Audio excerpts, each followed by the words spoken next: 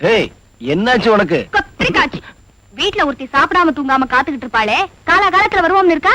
உன்னை யாரு காத்துக்கிட்டு இருக்க சொன்னா? பேசாம சாப்பிட்டு படுத்து தூங்க வேண்டியதானே? என் முட்டாள். தெரியுதுல்ல?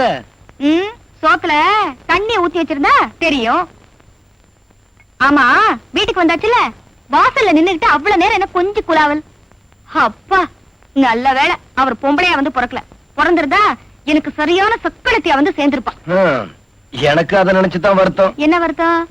அவன் பொம்பளையா பிறக்கல. இரு, இத காலையில நான் வேண்ட சொல்றேன். போய் சொல்லுங்க, நாளைக்கு குடிச்சிட்டு வந்து அதுக்கு ஒரு தத்துவம் சொல்லட்டும். சரியான குடிகாரன். என்ன பத்தி எது வேணுமானு சொல்லு. அவளை குடிகாரன் கிடிகாரன்னு சொன்ன எனக்கு கெட்ட கோபம் வரும்.